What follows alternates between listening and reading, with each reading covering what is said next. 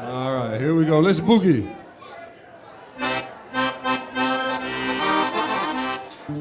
I was a bass player, and I was on the blues scene.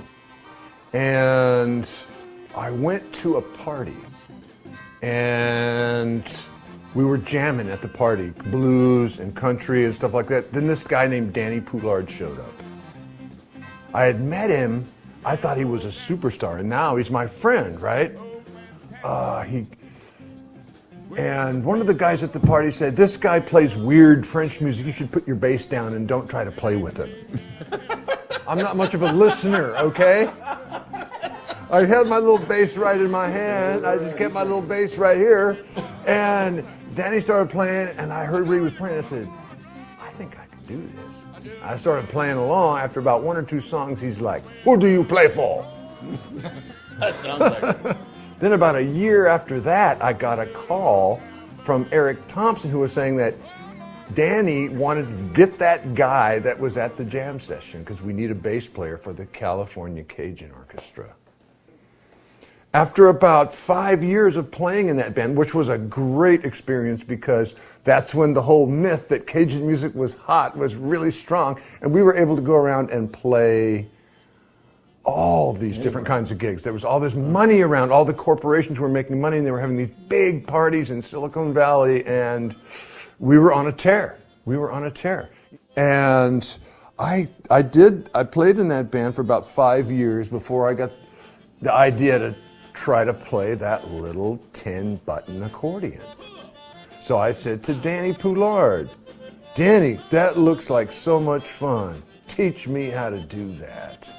And about 10 minutes after that, you're looking at 1989, I hook up with John Graham and say, "Hey, you're a good guitar player. Let's start a Zydeco band." He said yes. And that's the beginning of Motordude Zydeco right there. We did our first gig as a Zydeco band in 1989 at the Freight and Salvage right here in good old Berkeley, California. And they were showing the film Jetezo Ball by Les Blanc at the UC Theater, and your ticket stub from the theater got you into the Freight and Salvage free. And so the place completely packed out. We had an awesome first gig in October of 1989.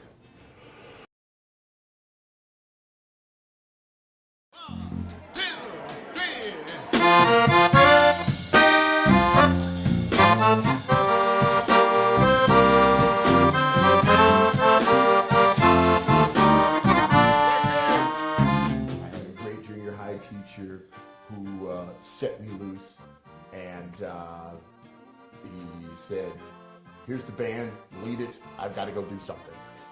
And so that's what I would do. He also put the idea in me that music is something that It's not an add-on. It's an absolute part of your life. You know, I had a church that was across the street. I sang in my church until I was 14. Playing drums came easy to me. Singing was naturally my first thing. Somebody asked me to play the drums and sing. I did it. They said, that's very unusual. I said, nobody told me I couldn't. So I just kept doing it. Gonna kiss all those pretty girls. Gonna buy me some things that ain't been sold. I've got to hurry up before I roll you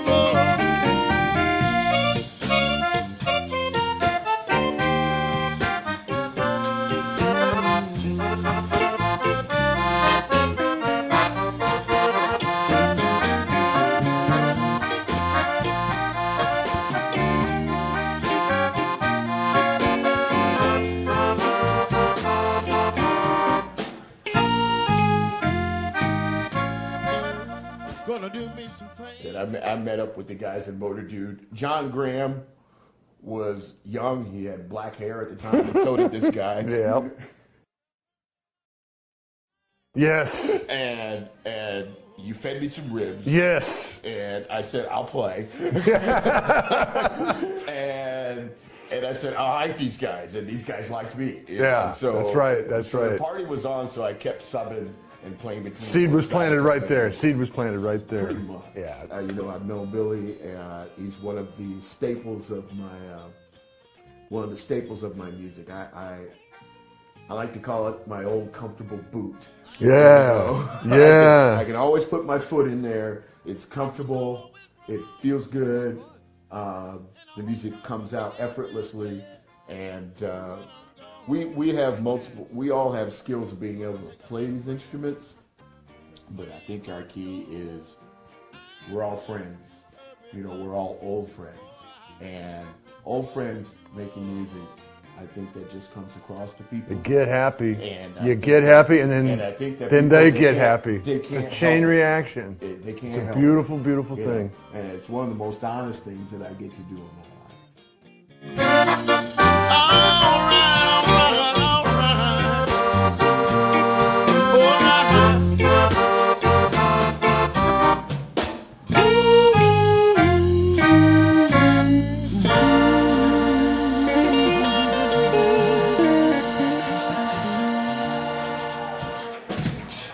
Thank you so much. Willie Jordan, put your hands together for Mr. Willie Jordan. Thank you. We got lots of time. The more you Zydeco, the more time you got. There you go.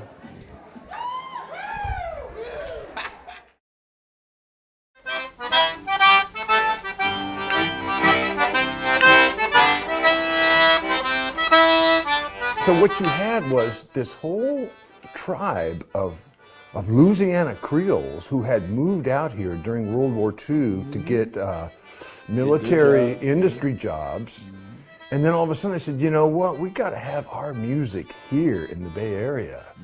And that's when Danny and the Louisiana Playboys with George Broussard started playing. They taught Queen Ida how to play.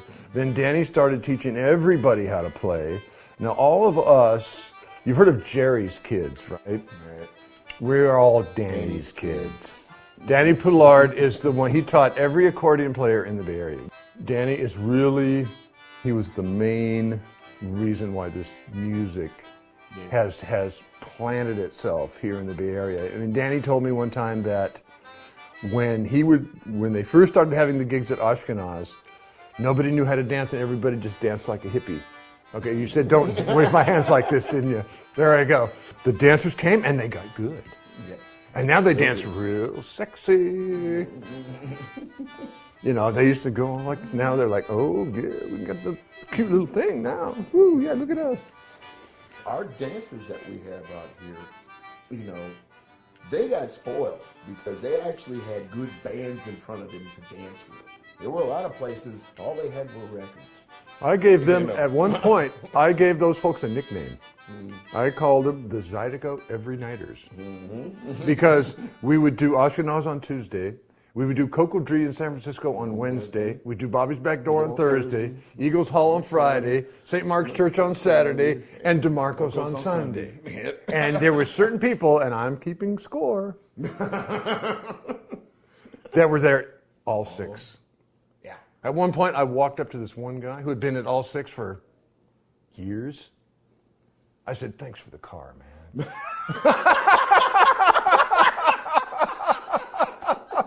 And he goes, "So glad I could help you out." That's true. Yeah. Then he married a young gal on the scene. We haven't seen him since.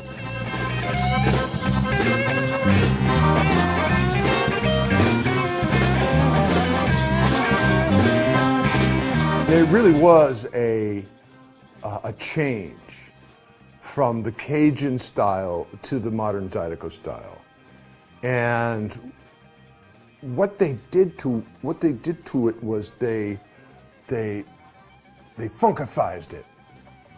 They took the Cajun music that Boozoo played. Boozoo played a lot of traditional Cajun music, but he did it his way with a very funky beat. Put a backbeat on it. Put a backbeat on it. He made it slightly. He tilted it towards R&B. Clifton had already done that, but by retaining the Cajun part and putting the funky backbeat on the Cajun stuff, there was something about that move that all the great Zydeco guys that have come since, whether it be Beau Jocques or Keith Frank, Chris Ardouin, they really owe a huge debt to Boozoo Chavis. The Zydeco dancers in Louisiana and the Zydeco dancers here in California, they really want that sound. They want that it's hypnotic. It's so, it starts a certain way and it just stays just like that. Not a lot of dynamics, not a lot of changes, not a lot of fancy weirdness. Mostly start a beat and just hold it. And when you're dancing to that, I know I like to dance, and when you get dancing like that, you just don't want to stop. It's infectious, it's hypnotic, it gives you the Holy Ghost. It's just it's wonderful stuff. We get something that most of the people that are out in these clubs and stuff wish they had. Because I see the other musicians that play with the jazz musicians, and I see the people who are doing the rock, or I see the people who are doing the jam band stuff, you know, that are up here in Northern California, and they run into me and they go, "You still doing that side?" And I'm like, "Yeah, I'm still doing that side." And they're like going, "You've been doing that a long time." I'm like going, "I think this thing wants me to do this for." Yeah, we may struggle less than they do. You know, and I mean, it's important, I believe, as a musician to have a community. And we have a really good community in the town. Some of the same people that danced at Motordude's first gig 25 years ago are still there. Are still there.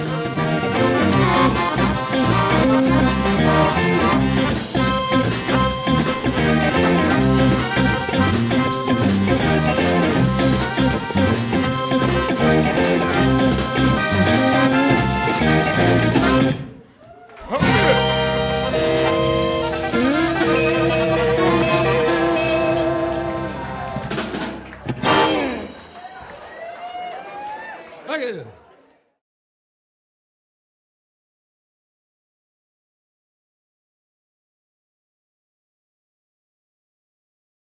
My last name's Dennis Calloway. I don't really like being interviewed, you know. I'm doing the band a favor. Can you, Dennis, can you tell me a little bit about your musical background and how long you've been playing? Oh, do I have to? Come on, Cheryl. Please, oh, you're going to Dennis. snip it. You know, I really hate doing this stuff. My musical background. It's okay. I'll keep it brief. How about, can I lie? Cheryl, can I lie? Sure, you can lie, Dennis. Okay, let's see what I can come up with. I was born in Czechoslovakia, and when my mother abandoned me,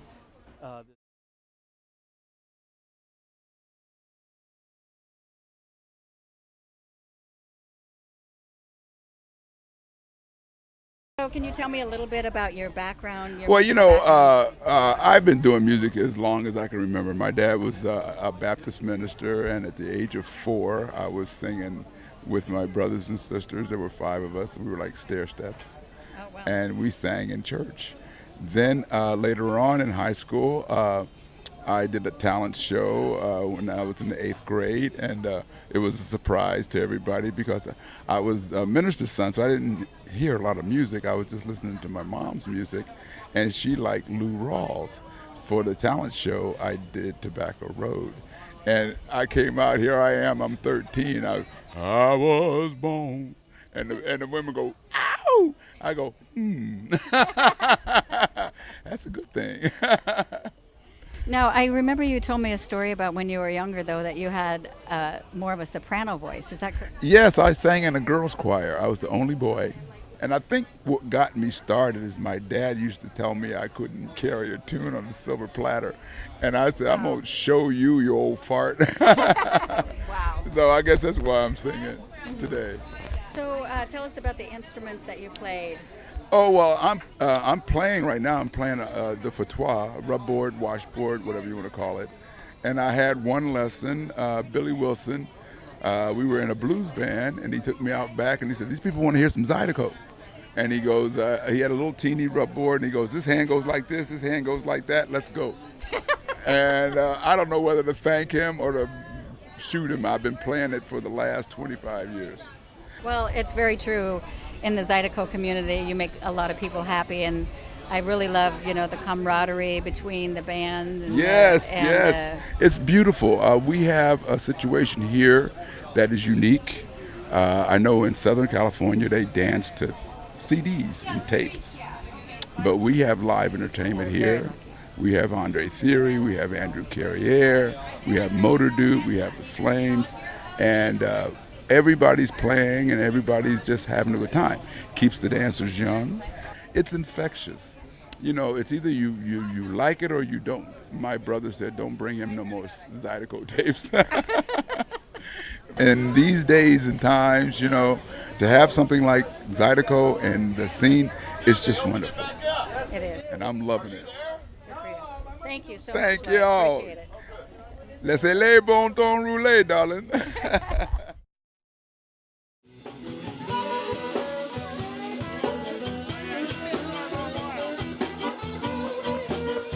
John Graham is a rootsy guy. He's also really into a lot of gospel. He played a lot of gospel music. And he was an avid collector of American roots music, a complete encyclopedia of music. Ask him any question, or if we didn't know the answer to the question, John Graham will know. Ask John. Ask To John. this day, I think to myself, oh, I'll ask John. Oh no, he died. Yeah, but you ask this guy anything, and he would get the information. If I don't know what that tune is, I'll find it.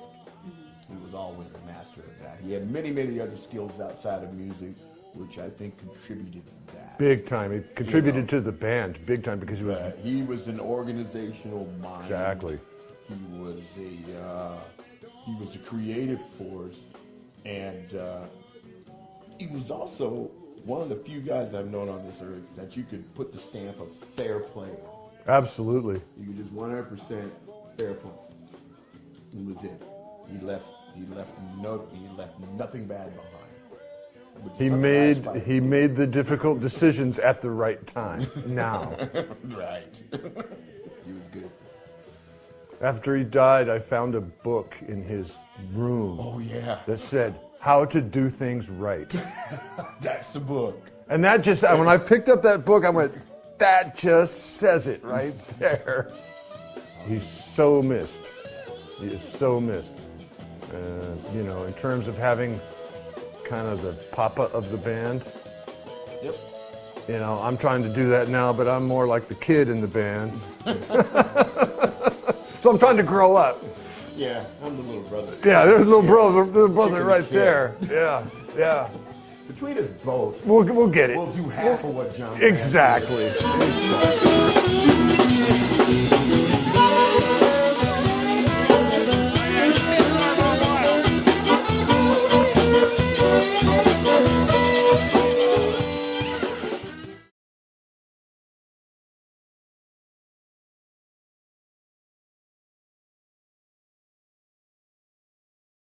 I had the honor of replacing John Graham, who was a founding member of Motordude. And that was a tough time, but I was honored to be a part of, to be brought in. And now I'm at another pillar with Motordude. I love these guys. These guys are just a ball of fun and great musicians. And I did a lot of time with Willie, and yeah, I'm very happy with these guys. In Zydeco, everybody's up and happy and passionate and really enjoying the moment. And careful, because it's contagious. It is, absolutely. All right, here it comes. They're lined up. Man of War's on the rail. Buzu Chavis, it was a pioneer of Zydeco music from way back when. And he had gone into raising horses and racing horses, and he had this horse by the name of Motordude. So then when he got back into music, he wrote a song called Motordude Special. And so I remember the day when we're trying to figure out the name of the band, and I had thought, well, what if we called it Uncle Bud Zydeco? And then somebody said, no, that's too Care Bear, whatever that means. And I said, well, how about Motordude Zydeco? And that was like an instant response. They're like, yeah, we like that. So at some point later on, I cornered Buzu at a gig, after a gig when he's loading up his trailer at the end of the gig. And I said, hey, I'm starting a band out in California, and I want to use the title of your racehorse and your song as the name of my band. And he's like, yeah, go ahead. So there you go. Buzu Chavis, thank you very much.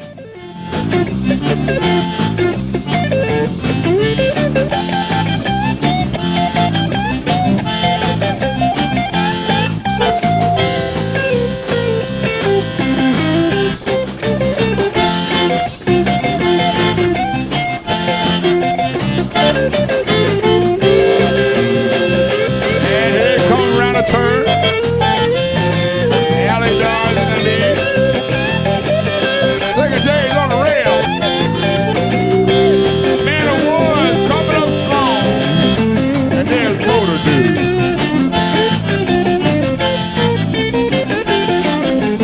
Oh, bye, baby. I started asking my grandmother questions about Contagious when I was a little girl back then. Because I do remember that they had, she said she ran into a woman who you didn't mess with otherwise she worked the roots on. Yeah, And the Conqueror roots. And I was like, well, what's the roots? She goes, "Juju." And so I found out that my grandmother believed in some stuff.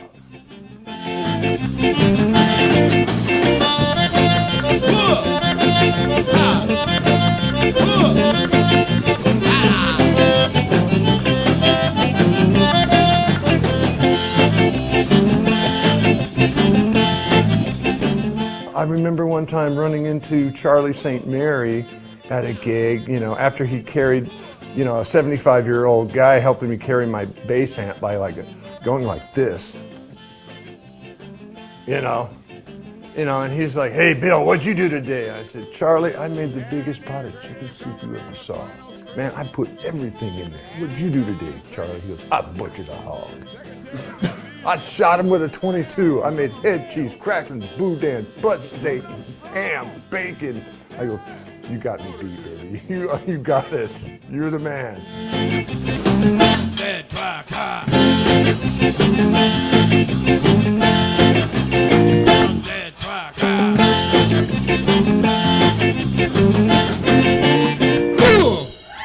And the winner is Motordude. All right, give it up to the band, Mr. Motordude Zydeco on the case, in your face. We got Dennis Calloway on the bass, Ian Lamson on the guitar, Willie Jordan on the drums, Lloyd Meadows on the scrubbing board. I'm Billy. Give me some love. I'm your accordion player for this set.